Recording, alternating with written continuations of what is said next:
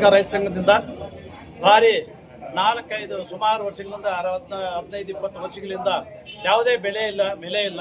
ಈ ಭಾಗದಲ್ಲಿ ಯಾವುದೇ ನದಿಗಳನ್ನು ಯಾವುದೂ ಇಲ್ಲ. ನೀರಾವರಿ ವಿಚಾರಕ್ಕಾಗಲಿ ಕಷ್ಟ ನೋವುಗಳಿಂದ ಸಾವು ಕತ್ತರ ಹೋಗಿ ರೈತರನ್ನು ಬದುಕುಗಳನ್ನು ಕಟ್ಟಿಕೊಂಡು ಅನೇಕ ರೀತಿಯಾಗಿ ನಾವು ಬದುಕಕ್ಕಾಗಿ ಆಡ್ತಾ ಇದ್ದಾರೆ.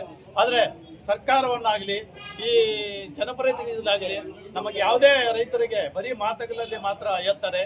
ಏನಿದ್ದು ಬಿಟ್ಟರೆ ಇನ್ನೇನಿಲ್ಲ. ಇವತ್ತು ತೀವ್ರ ಬರಿಗಾಲ ಇದೆ. ಯಾವ ಅಲ್ಲಿಗೆ ಹೋದ್ರೂ ನೀರಿಲ್ಲ, ಎಲ್ಲಿಗೆ ಹೋದ್ರೂ ಬೆಲೆ ಇಟ್ಟಿದ್ವೆಲ್ಲ ನಮ್ಮ ತುಂಬಾ ಸ್ವಲ್ಪ ಕಾಲದಲ್ಲಿ ಮಳೆ ಬಂತು. ಮುಂಗಾರು ಅಧಿವೇಶನ ಸ್ವಲ್ಪ ಮಳೆ ಬಂತು.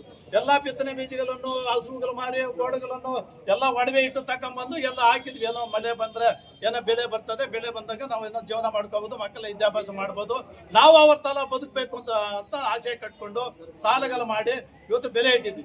ಬೆಳೆಗಳೆಲ್ಲ ಸಂಪೂರ್ಣವಾಗಿ ನಾಶ ಆಯಿತು. 2 ತಿಂಗಳಾಯ್ತು ಮಳೆ ಆಗಿ. ಇದ್ರ ಬೆಳೆಗಳು ಇಟ್ಟಿದ್ದ ಬೆಳೆಗೆಲ್ಲ ಸಂಪೂರ್ಣವಾಗಿ ನಾಶ ಆಗಿದೆ. ಆದ್ರೆ ಅಧಿಕಾರಿಗಳಾಗಲಿ, ಜಿಲ್ಲಾಧಿಕಾರಿಗಳಾಗಲಿ, ನಮ್ಮ ಕೃಷಿ ಅಧಿಕಾರಿಗಳಾಗಲಿ, ತೋಟಗಾರಿಕೆ ಅಧಿಕಾರಿಗಳಾಗಲಿ, ರೇಷ್ಮೆ ಅಧಿಕಾರಿಗಳಾಗಲಿ, ಯಾವುದೇ ರೈತರ ಬಗ್ಗೆ ಆಗಲಿ, ಸರ್ಕಾರಕ್ಕೆ ಮಾಹಿತಿ ಆಗಲಿ, ಯಾವುದೇ ವಿಚಾರಕ್ಕಾಗಲಿ ಇದುವರೆಗೂ ನಮಗೆ ಸ್ಪಂದನೆ ಇಲ್ದಿರ ಎಲ್ಲಾ ಬೆಳೆಗಳನ್ನು ಸಂಪೂರ್ಣವಾಗಿ ನಾಶ ಆಗಿದೆ. ಬರೀ 3 ಪಕ್ಷಿಗಳು ಅಂತ ಹೇಳ್ತಾರೆ. ಏನು ಈ ಭಾಗದಲ್ಲಿ 3 ಪಕ್ಷಿಗಳು ಒಂದೇ ಕುಲ ಭಾಗದಲ್ಲಿ ಎಲ್ಲಾ ರೈತರ ಪರವಾಗಿದ್ದೀವಿ ಅಂತಾರೆ. ಎಲ್ಲಾ ರೈತರ ಪರನೇ, ಎಲ್ಲಾ ನಾವು ರೈತರಕ್ಕೆ ಹೋಗ್ತಾ ಇದ್ದೀವಿ ಅಂತಾರೆ. ಇವ್ರು ಬಂದಾಗಿ ಟೌಲ್ ಹಾಕೊಂತಾರೆ. ಅವ್ರಿಗೆ ನಾಚಿಕೆ ಆಗ್ಬೇಕು. ಅಧಿಕಾರ ಇದ್ದಾಗ ಟೌಲ್ ಪಕ್ಕ ಹಾಕಿರ್ತಾರೆ. ಬಿಜೆಪಿ ಆಗ್ಲಿ, JDS ಅವರಾಗ್ಲಿ ಅಧಿಕಾರ ಹೋದ ತಕ್ಷಣ ನಾವು ರೈತರೇ ಅಂತ ಅನ್ಕೋತಾರೆ. ನಾಚಿಕೆ ಆಗ್ಬೇಕು. ಟೌಲ್ ಹಾಕೋಬೇಕು. ಟೌಲ್ ಸತ್ಯಾಂಶ ಗೊತ್ತಾಗ್ಬೇಕು. ರೈತರ ಪ್ರಾಣಗಳೇನು ಅಂತ ಗೊತ್ತಾಗ್ಬೇಕು. ರೈತರ ಕಷ್ಟಗಳು ಗೊತ್ತಾಗ್ಬೇಕು. ಈ ಭಾಗದಲ್ಲಿ ಇರುವಂತ ರೈತರು ಟಮಾಟ, ಮಾವು ಮಿತ್ತ ಯಾರು ಬದುಕಿ ಯಾವ್ದು ಬೆಲೆ ಇಟ್ಟಿದ್ರು ಬದುಕೋದಿಲ್ಲ. 1 ಎಕರೆಗೆ ಬಂದು 4 ಲಕ್ಷದಿಂದ 5 ಲಕ್ಷ ರೂಪಾಯಿ ಬೆಲೆ ಹಾಕ್ತಾರೆ ಒಬ್ಬ ರೈತ. ಹಾಕದ ಮೇಲೆ ಬೆಲೆ ಕೈಗೆ ಸಿಗ್ತಾರ, ಮಾರುಕಟ್ಟೆ ರೇಟ್ ಇಲ್ದಿರ ಇವಾಗ ಸುಮಾರು ಲಕ್ಷಾಂತರ ರೂಪಾಯಿ ಸಾಲಗಳು ಮಾಡಿ ಬೆಲೆ ಇಟ್ಟಿದ್ವಿ.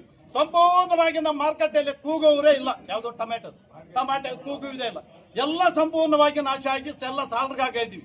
ಬದುಕುವುದ ಬಿಡುವುದ ಅನ್ನೋದು ಹೇಳ್ಬಿಟ್ಟು ಕುಲದ ರಾಜಕಾರಣಗಳು ಮಾಡಿ ಈ ಭಾಗದಲ್ಲಿ ನಿಮ್ ಕುಲದವರು ನಮ್ ಕುಲದವರು ಅಂತ ಹೇಳ್ಬಿಟ್ಟು ಸಂಪೂರ್ಣ ರೈತರನ್ನ ನಿರ್ದಾಕ್ಷವಾಗಿ ಹತ್ಯೆ ಮಾಡ್ತಾ ಇದ್ದಾರೆ ಎಲ್ಲಾ ರಾಜಕಾರಣಿಗಳು, ಸರ್ಕಾರ ಜೊತೆ ಸೇರಿ. ಇವಾಗ ಇನ್ನೊಂದು ಮಾತು ಹೇಳ್ತೇನೆ. ಇವಾಗ ಸರ್ಕಾರ ಇದೆ, ಕಾಂಗ್ರೆಸ್ ಸರ್ಕಾರ ಇದೆ. JDS ಅವರು, ಬಿಜೆಪಿ ಅವರು ವಿರೋಧ ಪಕ್ಷದಲ್ಲಿ ಇದ್ದಾರೆ. ವಿರೋಧ ಪಕ್ಷದಲ್ಲಿ ಇದ್ದಂತ ಸಂದರ್ಭದಲ್ಲಿ ಇವ್ರು ಯಾಕೆ ಹೋರಾಟ ಮಾಡಬಾರ್ದು? ಯಾಕೆ ಇವ್ರು ಯಾರು ಎಲ್ಲಿ ಮಾಡ್ತಾ ಇದ್ದಾರೆ ರೈತರ ಪರವಾಗಿ? ಯಾಕೆ ಧ್ವನಿ ಎತ್ತಬಾರ್ದು? ಎಲ್ಲ ಪೇಪರ್ಗಳಲ್ಲಿ ಕೂತ್ಕೊಂಡು, ಚೇರ್ಗಳಲ್ಲಿ ಕೂತ್ಕೊಂಡು ನಾವು ರೈತರ ಪರ ಆಗ್ತೀರ. ಎಲ್ಲಿ ನೀವು ರೈತರ ಪರ ಇದ್ದೀರಿ? ಎಲ್ಲಿ ರೈತರನ್ನ ನೀವು ಕಾಪಾಡ್ತೀರಿ? ಯಾವ ಪಕ್ಷವನ್ನು ಕಾಪಾಡ್ತದೆ? 3 ಕುಲವನ್ನು ರೈತರ ಕುಲ ಇದು 3 ಪಕ್ಷಗಳನ್ನು ಒಂದೇ ಕುಲ. ಯಾವುದು? ರಾಜಕಾರಣ, ಕುಲ ರಾಜಕಾರಣ, ಶಕ್ತಿ ರಾಜಕಾರಣ. ಈ ರಾಜಕಾರಣ ಹೋದ್ರೆ ಮಾತ್ರ, ಈ ಜನಪ್ರತಿನಿಧಿಗಳು ಎಲ್ಲರೂ ಹೋದ್ರೆ ಮಾತ್ರನೇ ಇವತ್ತು ಸರ್ಕಾರ ರೈತರು ಬದುಕಕ್ಕಾಗುತ್ತೆ. ಇಲ್ಲಾಂದ್ರೆ ರೈತರು ಬದುಕಕ್ಕಾಗಲ್ಲ. ಸಂಪೂರ್ಣ ನಿರ್ದಾಕ್ಷಿಣ್ಯವಾಗಿ 2 ಜಿಲ್ಲೆಗಳಲ್ಲಿ ರೈತರನ್ನ ಹತ್ಯೆ ಮಾಡಿದ್ದಾರೆ ಈ ರಾಜಕಾರಣಿಗಳು ಸೇರ್ಕೊಂಡು. ಈ ಭಾಗದಲ್ಲಿ ಇರುವಂತ 12 ಜನ MLAಗಳಿದ್ದಾರೆ. ವಿಧಾನಸೌಧದಲ್ಲಿ ಏನ್ ಬೇಕು ನಮ್ಮ ಭಾಗ ರೈತರಿಗೆ ಅಂತ ಕೇಳ್ತಾರ? ಯಾರು ಕೇಳಲ್ಲ. ಇಲ್ಲ ವಿರೋಧ ಪಕ್ಷದ ಕೇಳ್ತಾರ? ಯಾರು ಕೇಳಲ್ಲ. ಯಾವ್ದೋ ಕಷ್ಟ ಬಂದಾಗ ಬಂದು ನಾವು ರೈತರ ಪರವಾಗಿದ್ವಿ, ಎಲ್ಲೋದಿಯೋ ಮಾಮ, ಎಲ್ಲೋಗಿದೆ ಅಂತ ಎಲೆಕ್ಷನ್ ಬಂದಾಗ ಕೇಳ್ತಾರೆ. ಇವ್ರಿಗೆ ಯಾವ ನೈತಿಕ ಹಕ್ಕಿದೆ ರೈತರ ಹತ್ರ ಬರಕ್ಕೆ? ರೈತನ ಬದುಕಕ್ಕೆ ಯಾವ ನೈತಿಕ ಹಕ್ಕಿದೆ? ಈ ಸರ್ಕಾರದಲ್ಲಿ ಅಧಿಕಾರಿಗಳಿದ್ದಾರೆ, ಅವ್ರ ಹತ್ರ ಹೋಗ್ತಾರೆ ಕೇಸ್ ಮಾಡ್ತಾರೆ. ನಮ್ಮೆಲ್ಲರೂ ಸಮೇತ ಇಲ್ಲ ಕೇಸ್ ಮಾಡಿದ್ರು ದಂಡಾಧಿಕಾರಿಗಳು. ಈ ಕೇಸ್ಗಳು ಮಾಡಿ ರೈತನ ಹೊಲಕ್ಕೆ ಹಾಕ್ತಿವಿ ಅಂತಾರೆ. ಯಾವ ರೈತನನ್ನ ಭಯಪಾಂತಗಳು ಮಾಡಿ ಪೊಲೀಸರು ಕರ್ಕೊಂಡ್ಬಂದು ಭಯಪಾಂತಗಳು ಮಾಡಿ ಎಲ್ಲಿದೆಯಲ್ಲ ಮಾಡ್ತಾರೆ. ಬಿಟ್ರೆ ಯಾವುದೇ ಜನಪ್ರತಿನಿಧಿಗಳು ಸರ್ಕಾರವನ್ನ ರೈತನನ್ನ ಬದುಕಕ್ಕಿಲ್ಲ. ಇವಾಗಿದ್ದಾರೆ ಎಲ್ಲ ಅಧಿಕಾರಿಗಳು. ನಾವೇನ ಮಾಡ್ತಾರೆ, ಹೋಗ್ತಿರೋ ಕೇಸ್ ಮಾಡ್ತೀವಿ ಅಂತಾರೆ. ಜನಪ್ರತಿನಿಧಿಗಳು ಯಾವ್ದು ಕೇಸ್ ಮಾಡ್ಬೇಕಾಗಿದ್ರೆ ರೈತನ 3 ಶಾಂತ ಸಭೆಗಳು ನಡೆಸಬೇಕು. ಇವ್ರು ಕಾನೂನು ಗೊತ್ತಿಲ್ಲ. ಕಾನೂನು 3 ಶಾಂತ ಸಭೆಗಳು ನಡೆಸಬೇಕು ಪೊಲೀಸರಾಗಿ. ಆಮೇಲೆ ವಿಫಲವಾಗಿದ್ರೆ DC ಪರ್ಮಿಷನ್ ತಗೋಬೇಕು. ಆಮೇಲೆ ಕೇಸ್ ಮಾಡ್ಬೇಕು ರೈತರ ಮೇಲೆ. ಸುಮಾರು ಕೇಸ್ಗಳು ಮಾಡಿದ್ದಾರೆ 3 ವರ್ಷಗಳಿಂದ. ನಾನು 3 ವರ್ಷಗಳಿಂದ ರೈತ ಸಂಘ ಸ್ವಲ್ಪ ತಾಳ್ಮೆ ಮಾಡಿದ್ದೀವಿ.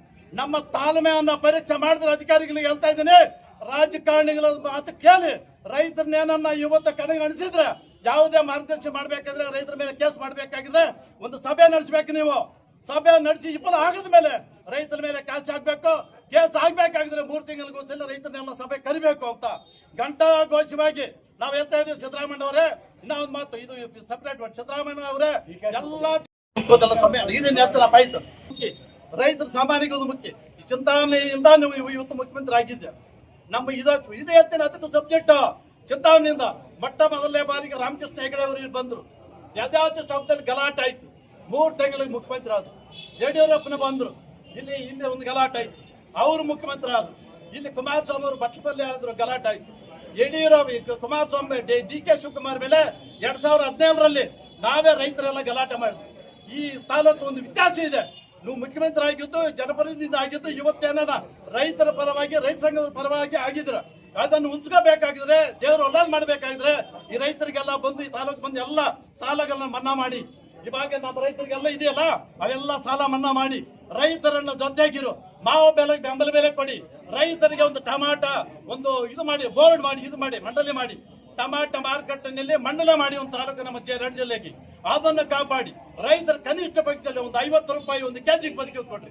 ನಿಮಗ್ ಕೊಡ್ತೀವ್ರ ಸಾಲ ನಾವು ಸರ್ಕಾರಕ್ಕೆ ಹೇಳ್ತೇವೆ. ಸಿದ್ದರಾಮಯ್ಯ DK ಶಿವಕುಮಾರ್ ಅವರೇ, ನಮಗೆ ಒಂದು ಕೆಜಿಗೆ 50 ರೂಪಾಯಿ ಕೊಡಿ, ನಿಮಗ್ ಕೊಡ್ತೀವಿ ಸಾಲ. ನಾವು ನೀವೆಲ್ಲಾನು ಸಾಲ ಕೊಡೋದು ನಮ್ಗೆ, ನಾವು ನಿಮ್ಗೆ ಕೊಡ್ತೀವಿ ಸಾಲ. ನಮ್ಮ ಇಟ್ಟಿದ್ದ ಬೆಲೆಗೆ ಈ ಶಕ್ತಿ ಬರ್ಲಿ, ನಮಗೆ ಏನಾದ್ರು ರೇಟ್ ಸಿಕ್ತರೆ ನಿಮಗೆ ಸರ್ಕಾರ ಕೊಡ್ತೀವಿ ಸಾಲ. ರೈತರನ್ನು ಪಕ್ಷಾಟಿಗೆ ಬದುಕ್ತಾ ಇಲ್ಲ, ನಿಮ್ಮ ಸೊತ್ತಿಂದ ಬದುಕ್ತಾ ಇಲ್ಲ. ನಾವು ಬದುಕ್ತಾ ಇರೋ ನಮ್ಮ ಕಷ್ಟ, ನಮ್ಮ ಸುಖ, ನಮ್ಮ ಇದರಿಂದ, ನಮ್ಮ ಹೊಲದಿಂದ ಯಾವುದೇ ಆಗಲಿ ನಮ್ಮ ತಾಲೂಕಿನಲ್ಲಿ ಆಗಿರುವಂತ ವಿಚಾರಗಳಿಗೆ ಇವತ್ತು ಘಂಟಾಘೋಷವಾಗಿ ಹೇಳ್ತಾ ಇದೀವಿ.